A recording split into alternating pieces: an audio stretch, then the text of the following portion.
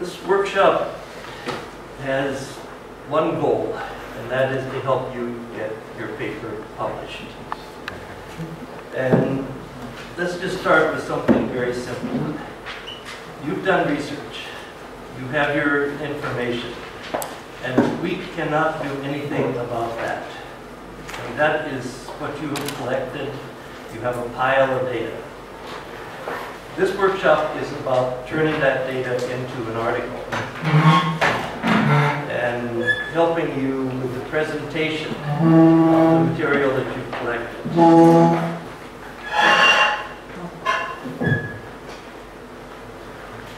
So the first thing we're going to talk about is what happens when you submit an article to a journal for publication. Because I'm a journal editor and also a publisher. I review a lot of manuscripts, have over the years, and you see good ones and you see not so good ones in terms of the way they're presented. So I'm giving you a publisher's or an editor's perspective, point of view about what you're writing and how it's going to be received by a journal. So let's just start at a very, very basic level. To write an article, what do you need? Well, the first thing you need is a topic. Just one topic. An article is not very big. And sometimes people write an article and they've actually got 3 or 4 topics they're trying to put into one article. And it just gets very messy. It doesn't make a good article. You need a research question. By the way, you all have this on your, except for this first slide maybe, I think you have everything on your handouts. You need a research question. And the research question has to be the right size to be answered in an article. So there are a lot of really good questions that are too big. So you have to think, I have 6,000, 8,000 words. What can I do with that? You need the answer to the research question. And the answer will probably be a claim about something, an argument about something. And you need to spend a lot of time working out your research question and the answer to your question. Because once you have that, the rest of it should be easy. So the hardest part really is right there at the beginning. You need evidence that will support your answer.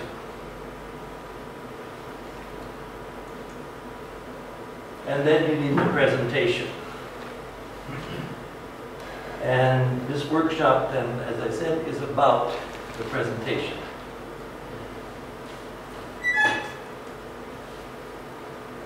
Research is all about answering questions. And when you start, the questions that you're asking are factual questions. Who, the what, the when, and the where. And then after you've collected information answering those questions, you move on to 2 other questions, the why and the how. You cannot ask a why question or a how question unless you have already gotten data. It's just impossible, logically impossible. Okay, you're wearing a batik shirt, or is it batik? Yeah, or ikat, I can't tell. Anyway, yeah. So I can ask, why are you wearing that shirt? But only after I've answered another question, which is, what are you wearing? Then I can ask the second question, why are you wearing that? But if I don't know what you're wearing, can't ask that question. So you have to start with your the factual data, the factual information. Then you analyze it. And the answers to the analytical questions are your claims or your arguments, and strong articles are based on arguments. What's the main thing that editors want? Well, you might think they want new information, new data, what have you. What really an editor wants is readers. Because if you publish something and nobody reads it, it's no use. You're wasting your money, you're wasting time. So the most important thing for an editor is somebody, they expect somebody to read it. So the real question if you're writing is, what do readers want? You have to pick an audience. Decide who are you writing for. And what readers generally want, they want information, they want explanations, and they want conclusions.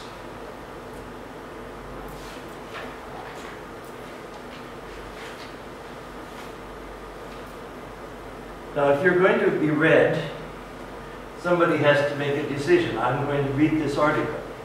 Now, all of you read articles. So you start with the question, there's so many articles out there, literally millions and millions of articles. Every time you read an article, you're using some of your time, some of your intellectual engagement. So how do you pick the articles you're going to read? Well, generally, people looking to read something will start, okay, the title. Is the title interesting to me? Is it going to tell me something I want to know? Articles now have an abstract, just about 150 words. So you read that. Does that seem to be something I'm going to invest more time in? I want to read more. People read the opening paragraph and they read the conclusion. What this tells you, you need to spend a lot of time on the title, the abstract, the opening paragraph, and the conclusion. Because if people look at your opening paragraph, and they look at your abstract, and they say, well, this doesn't look interesting, it looks complicated, and they don't read you, then you failed right away.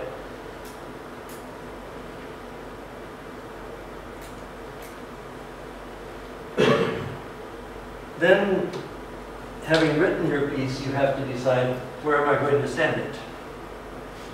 You have to pick a publication, a journal. And each journal serves a particular audience. Sometimes the audience is very broad, sometimes it's a bit narrow. The older journals, back in the day when there were fewer journals, many of them had a very, very wide audience. So the Journal of Asian Studies published on everywhere from Japan through India. And so the people reading that journal, it was a huge audience. Most people didn't read the entire journal, because if you're a Korea specialist, you're not necessarily going to read about India. But the potential audience was huge. Journal of Modern History, again, a very, very broad thing. So either by area or by discipline. Today, a lot of journals are much more focused. And they will cater to a small audience, probably around the world, because with the internet you can reach an audience around the world. But it will be more focused, and that helps you, because if you're looking at a journal, you can look at that journal and say, okay, I think I know what the audience for this is, and it's the right audience, or it's not the right audience for my paper. So you need to understand that editors will select articles that suit the audience. And you need to write for an audience and then select your journal where you're submitting it according to the audience. So how do editors set about selecting articles to include? The first thing they do is a screening at the journal. And a lot of articles get rejected right away.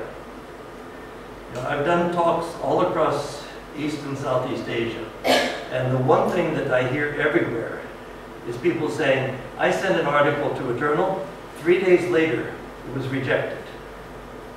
And what that tells me is it did not make it through that initial screening.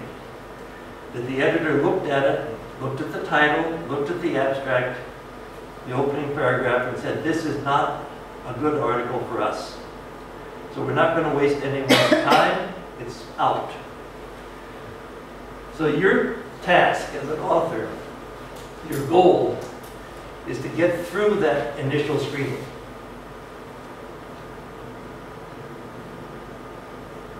And just to explain a little bit more about why it happens that way, let's just take the Journal of Asian Studies. It receives 400 submissions per year. And from those 400 submissions, they will pick about 25 articles. Now, every time they referee an article, they're asking the scholar somewhere to donate his time or her time to referee it. There's no pay. So if you have if you're going to reject 375 articles, you don't want to waste the time of 375 referees. What you want to do is reject 300 without referees' reports. And then the ones that look like they have a chance, you send and get the report. So what questions will an editor ask? Well, the first one is, who are the readers? What's the audience? Who is going to read this article? Second, journals, as I said today, are more focused. So if you send an article to the wrong journal and the editor says, well, this doesn't fit what we do, then it gets rejected. I edited the Journal of Southeast Asian Studies, and we define Southeast Asia pretty much like ASEAN today. Sometimes somebody sent an article on Bangladesh. Well, we did not include Bangladesh, so it's totally out of scope for that journal, so rejected right away. Is the author qualified to write about that topic? I mean, why should anybody pay attention to what you have to say about a particular topic? Well, maybe because you did a dissertation about it. Maybe you did a research project. But the editor wants to know, why are you somebody qualified to write about that topic? Then what question? This is what I was saying before. You need a research question. So what is the question that you're answering? And what is the answer to that question? And why should anybody care? I mean, the shirt I was talking about before. Okay, we have a question. Why is he wearing this shirt? He can answer that. Does anybody care? Probably not. So you need a significant question, a significant answer. And then finally they have to decide, should this piece be sent to a referee?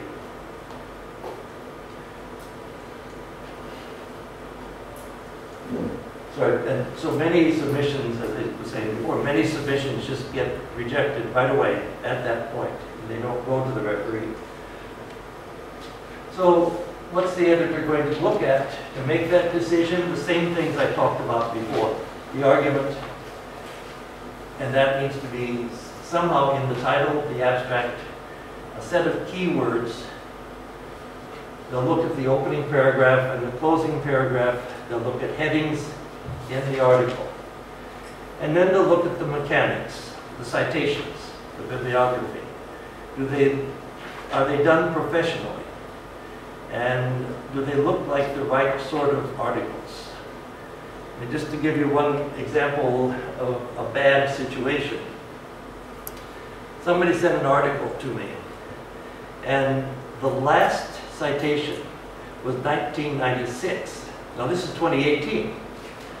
But you look at that person, you discover that person submitted a PhD dissertation in 1996. So what that person has done, 22 years later, they've pulled out a chapter and said, maybe I can get this published. It's not up to date. It's not current.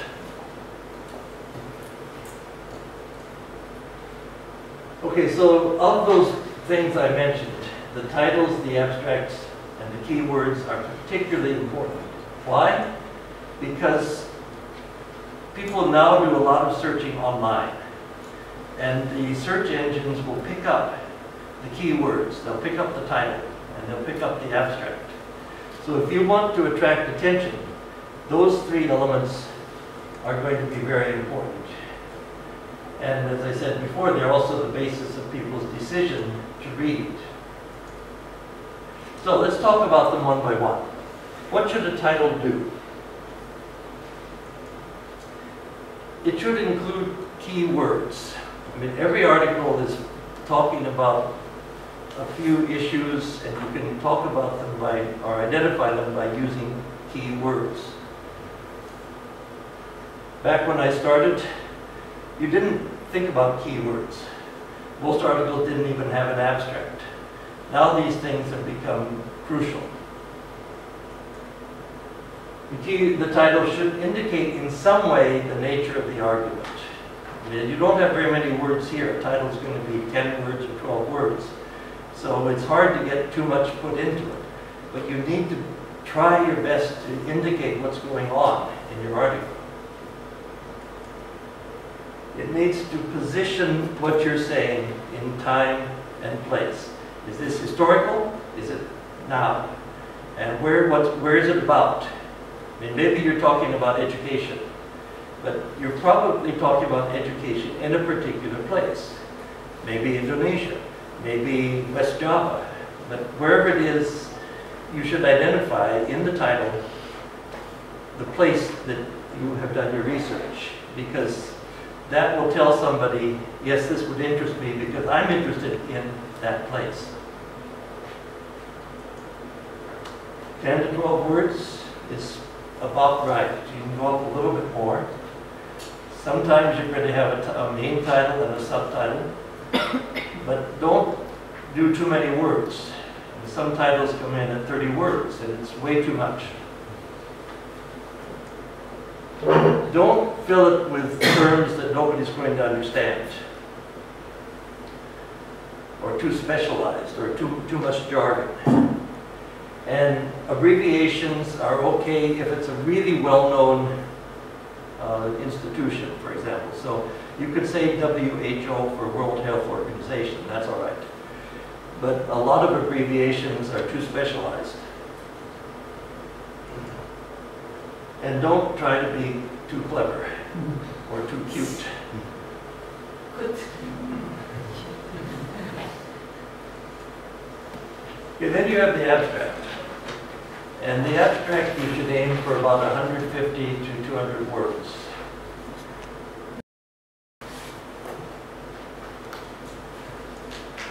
And what an abstract should do, first of all, you have to indicate your research topic.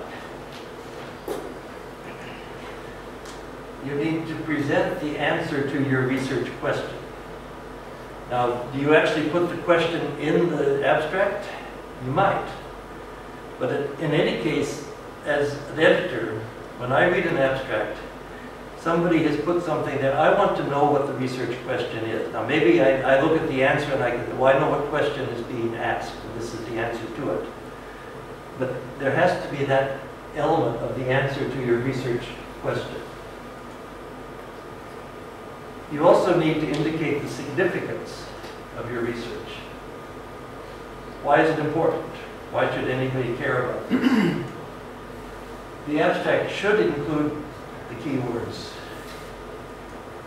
What it should not do is try to explain everything in the way of background, all the existing literature. You have 150 words, that's not very much. So don't try to stuff too much in, either the literature or the detail.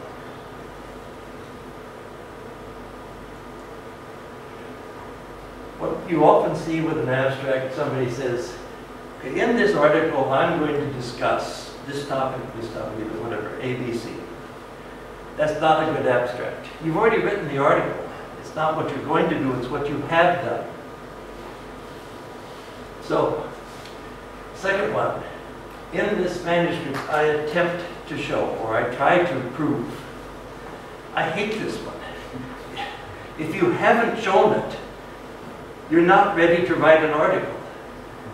Now, people do this because they're cautious. They don't want to feel like they're saying too much. So I try to do it. You need to say, in this manuscript,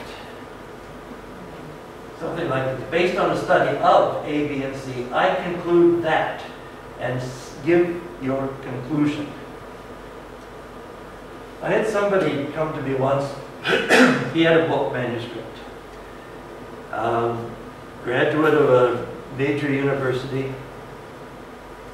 And I looked at this, I said, you need to begin by telling us your conclusion and then supporting it. I said, you give me your conclusion. I don't know if I accept it. I have to see what evidence you have, how you are supporting that. He said, I can't do that. I said, why not?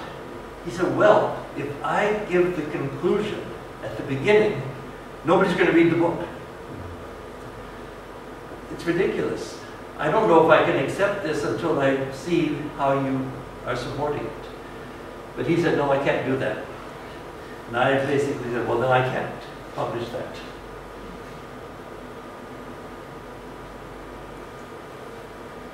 Okay, your key words. The purpose, when you pick keywords, you have to attract readers, you have to say something, you pick words that are going to tell people who might want to read your article, this is an article that's good for you.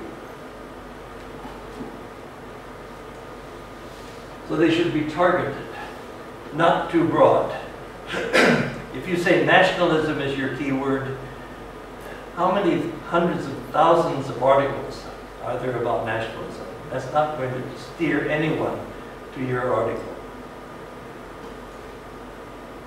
The terms you pick should be terms that appear often in your article.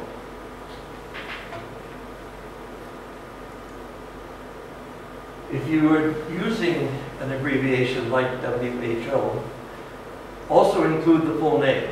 So WHO, yes, and World Health Organization.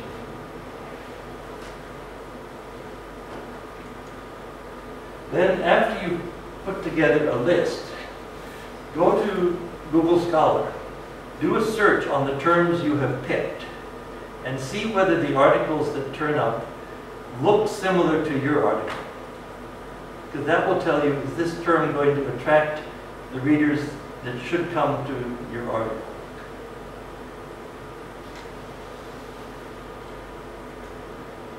Then the headings. Sometimes people don't bother putting headings in, and that's a mistake. Any article will have several different points, maybe 2 or 3 paragraphs for each point.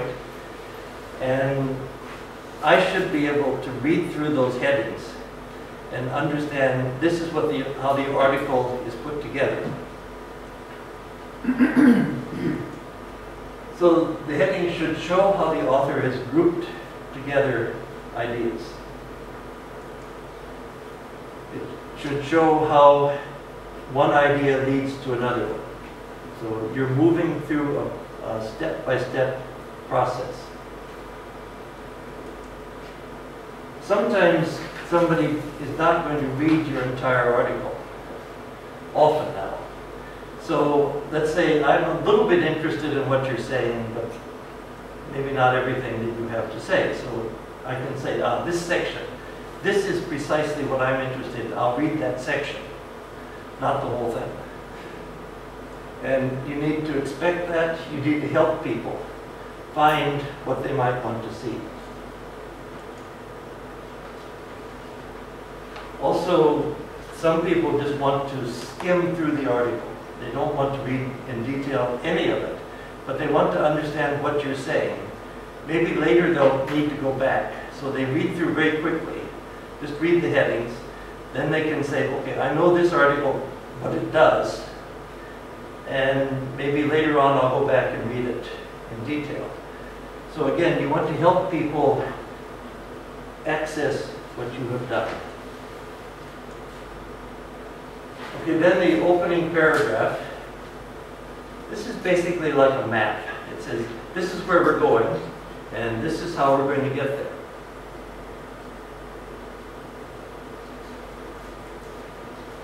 And it has to state the conclusion. This is my argument. Now I'm going to show you the evidence. In the closing paragraph, we're not writing mystery stories.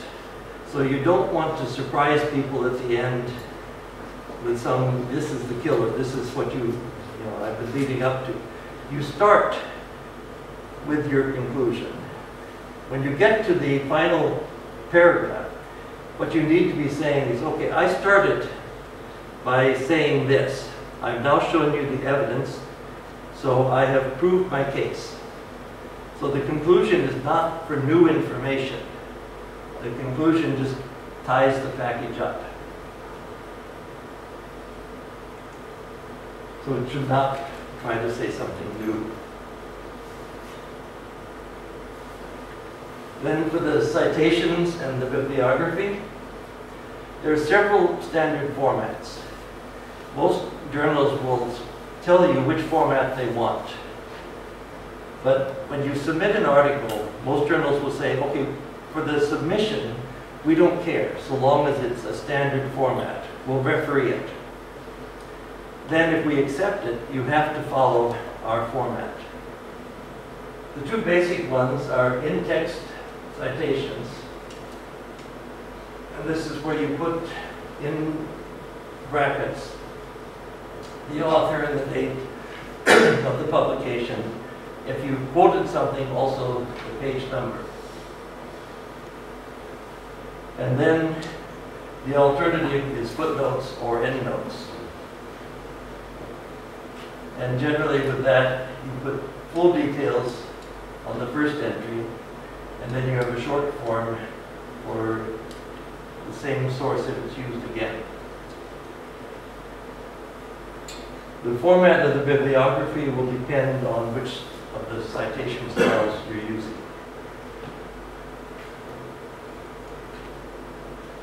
Now, a literature review. Too often people say, okay, here are 20 authors that I have read. This author says this author says this one says this. And sometimes you're just showing off. Yeah, let me show you all the people I've read. What's much better is that the literature review is based on concepts, on ideas, not on a particular author, not on particular books or articles. So you don't want to say this author and this author said this, but the other author disagreed. What's better is that you talk about an idea. So for example, let's say the focus of studies on nationalism has shifted from ideology and group loyalty to print capitalism, Benedict Anderson. But critics of that approach have pointed out, and then you can mention the critics of that. But you're talking about the idea. Print capitalism as a measure of nationalism. So you're mentioning the authors in connection with an idea rather than starting with the authors. Whatever you talk about has to have a relationship to your material. We laugh about this because so often we come up to this section. Here is Foucault. Everybody loves Foucault, but not everybody needs to talk about Foucault.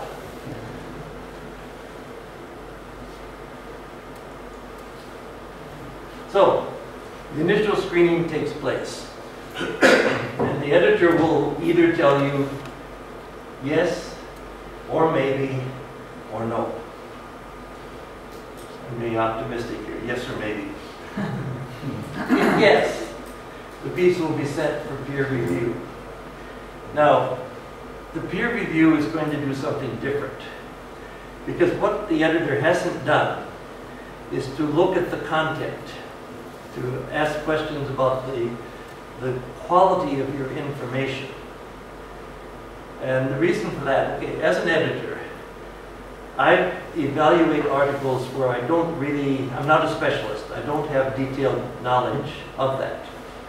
So I'm not qualified to evaluate the content. I am qualified to look at how it's organized, the structure, the argument. There are certain areas, and I am qualified. This is the areas that I do my research in.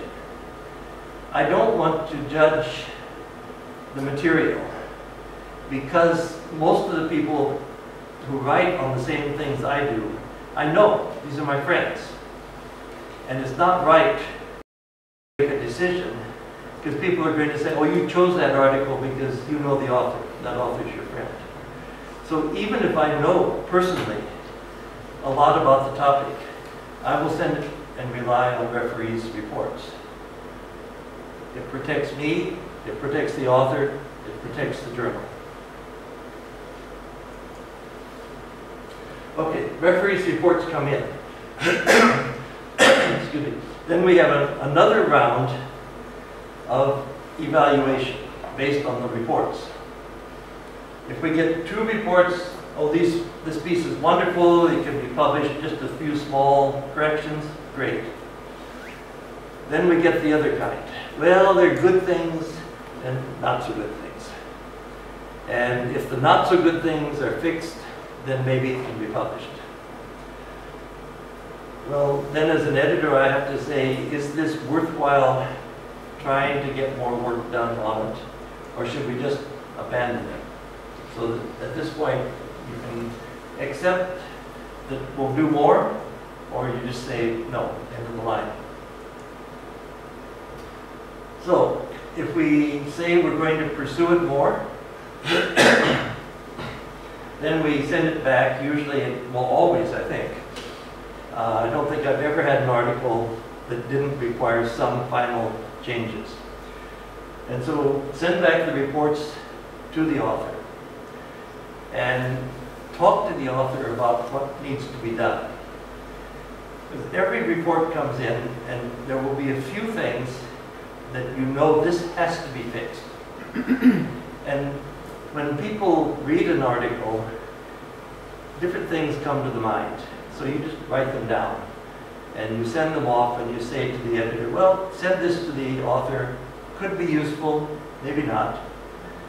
So the author gets those things too.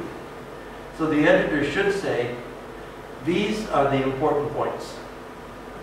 Here's something you left out. Here's something that looks like a mistake. And that needs to be fixed. Here are some points where you could be right, but the referee has a problem with it. So think it over. See, maybe you need to word it differently. And here's some other things. You can look at this. Maybe it's helpful. If not, don't worry about it. And finally, the piece comes back. By now, the likelihood is, if you have made the changes, it will be accepted. The only problem I can tell you about, somebody sent back an article many years ago, and we'd gone through the whole process. He said, yes, I've changed everything, but he really hadn't changed much of anything, just a little bit. And I said, finally, no, you haven't done it. Yes, I have. Yes, I have. No, you haven't. So, you know, it was a little bit unpleasant. And then, a year or so later, I ran into the author at a conference. He came up to me, kind of in my face. He said, I got that published in a better journal than yours. Okay, good for you. Okay, so why peer review? Well, a couple of things. One is what I said about an editor. I shouldn't be the one to pick, because that obviously is going to lead to criticism, to unfairness. But also, universities value peer review. They value the fact that authorities on a subject have looked at the article, or a book for that matter, and said, yes, this is a good piece. This is a contribution that's important. So the referees have evaluated the content and how the information is used. And the universities want that to happen. We use a minimum of 2 referees. Some journals will have 3. And since you're likely to be trying to submit to international referee journals, and some of them coming out of the West, what you need to understand is the way the review process works in the West. The referees are basically trying to challenge what you have said, to test what you have said, to attack what you have said and see whether your piece holds up against that attack. So it's an adversarial process. The referee says, I'm your adversary. I'm trying to challenge you. And then the report goes back. And you feel a little hurt because somebody has attacked your work. But you have to understand that the reason is to find weaknesses so you can fix them. Now, I talk to people in China about refereeing. It's very different there. They send pieces to senior people and they say, can you help this author make a better piece? So the whole notion of the refereeing there is it's support. And it looks very different. But really it's the same thing. You're finding finding weaknesses and making the piece better. It's just a different way of approaching it. But too often, I've had people, friends of mine sometimes from Malaysia, from around the region, and I send back a report and I say, this is really a good report. And I never hear from them again. And one person in particular told me, I saw the report on, this, by the way, wasn't one I was involved in directly. She was talking about another journal, another editor. I saw the report, and I was so hurt that I couldn't go back and work on the article. Not the response we're hoping for. So what questions do we ask reviewers? Well, what is the contribution? How does the piece change what was known before? What is the argument? Does the material support the argument? Are the sources appropriate? Is the writing clear? Did you find serious mistakes?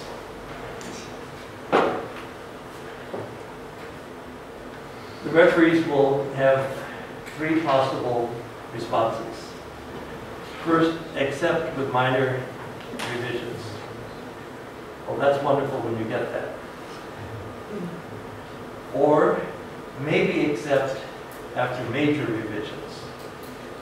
And that's so painful because you've worked and worked on this piece and you think it is really good. And now they're saying, no, no, you've got to take it apart, you've got to add this, take that. And it's painful. So when you get that one, first thing you do is you put it on the corner of your desk. You go out and go to the cinema or you have a drink with your friends or something like that. And stop being angry, because you probably are angry. So you stop that and give yourself a couple of days. Then you go back and you look at it and you say, okay, what do I need to do? Because if the editor has sent back that response, the editor is telling you, we're interested. We would like to do this. And we just need you to fix it up a bit. If it's reject, then you're really going to be unhappy. So maybe take 4 days before you look at it again. But you have to look at it and say, why was it rejected? And if I send it somewhere else, will those same things be a problem? Because it might be the editor looked at it and said, well, it's not really quite right for us. We could do it, but there are too many things that I don't like. Okay, so maybe it's a matter you fix up some things, try another journal. Maybe that works. But think through what you're told. And don't let it get you down, because everybody gets rejected. Now, what happens if the referees disagree? Well, there are two possibilities.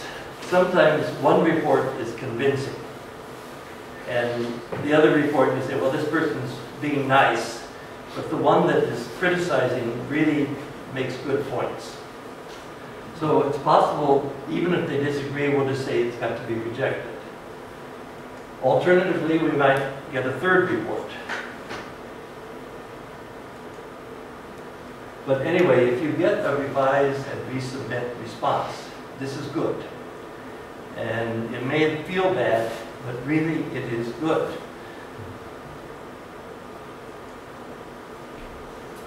So how do you respond to the referee's report?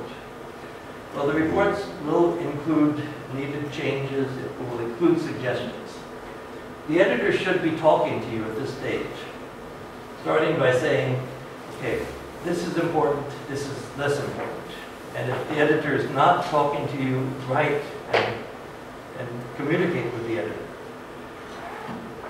And bear in mind that sometimes the problem isn't that you're wrong, it's more that you haven't expressed what you're saying clearly enough. So sometimes you go back and you say, okay, I'll rewrite this paragraph or this page. You can discuss the changes. You can refuse to make certain changes.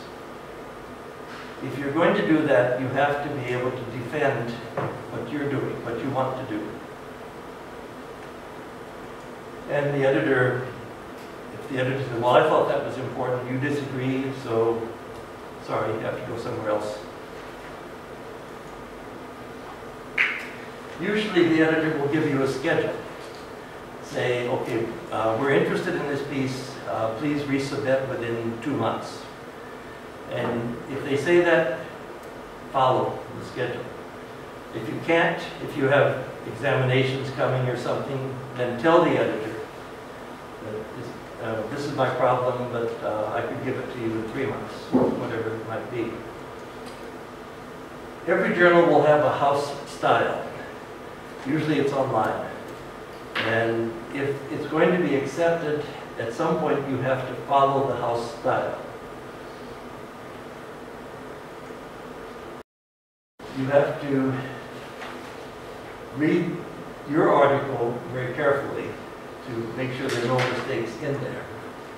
You have to deal with copyright permissions. So if you're using photographs that are under copyright, it's your responsibility, not the journal, to get copyright approval.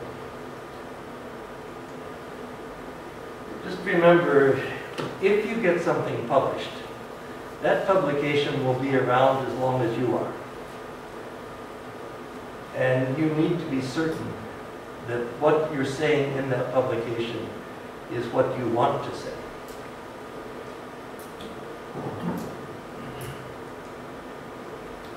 Okay, there's not a contract as such for journals, but most journals today will have a form that you have to sign. And it basically says the journal can publish your article. Now, this is something else that didn't used to happen, but now everything is very legalistic.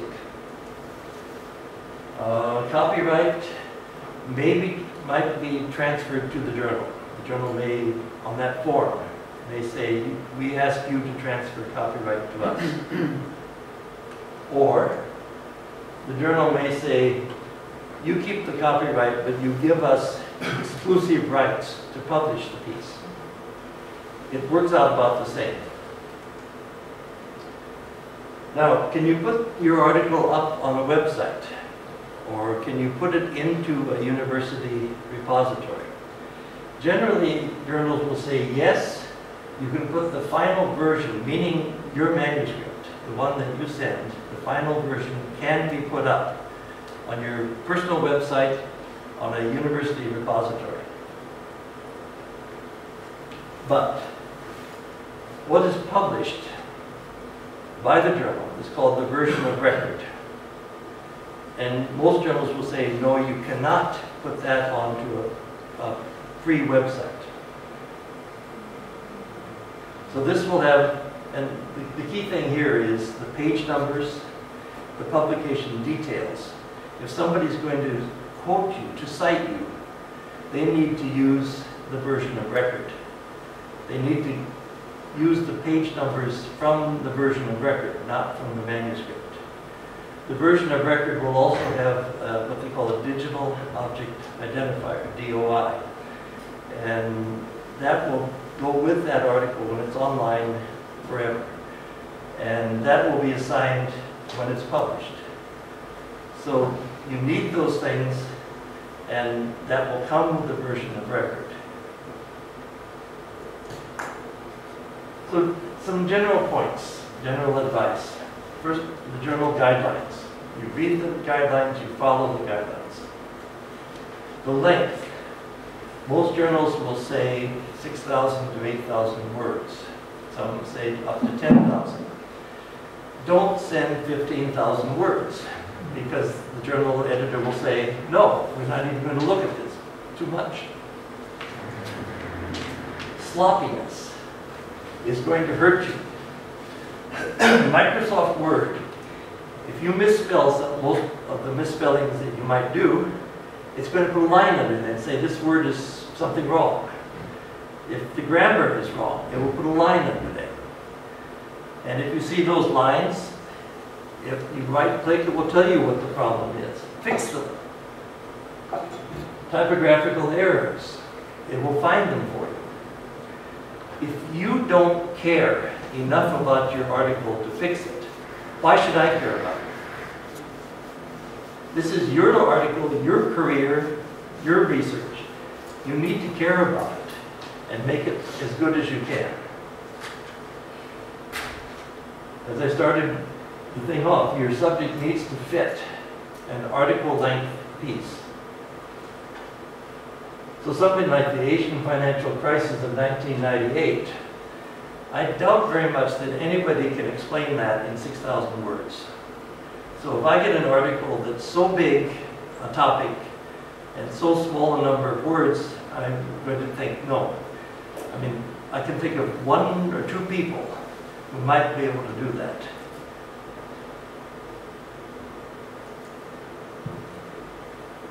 People like to put images into their articles, photographs, pictures. And sometimes they put in high-resolution images. And I get I mean, a manuscript is very small. The amount of bytes in it is very small. Unless they put in high-resolution pictures. And then it gets to be enormous. I mean, it should be less than, probably in most cases, quite a bit less than 1 megabyte. Okay, here's an article. It's 12 megabytes. It's very hard to handle that. And that's because they put color pictures in and they're high-resolution pictures. Don't do that. If you want to include pictures, you have at some point to send the high-resolution ones. Also Excel tables, all those things, as separate files. Don't plug them in the manuscript. If you put something in the manuscript, it has to be low resolution. But for reproduction, for publishing, we'll need the high resolution, but don't put them inside the manuscript. If you have a table that's created within the Word file, you put insert table, that's okay. But if you're bringing a table from Excel, that will take up space. And at the end of the day, you need to send that as an Excel file. And then when the article is put together for printing, it will be added in. And inside the manuscript, if you're doing that, okay, you've got an Excel file, okay, you put in the manuscript a line that says, table 1.2 about here, or picture, illustration, 1.2 about here. Just put that in the text, then we know where it goes. If you copy these things into the Word file, the quality is degraded. That's why we can't use them. Then, you've revised your piece. You've sent it to your friends. They've added comments. You have got track changes turned on, and every change you make is recorded.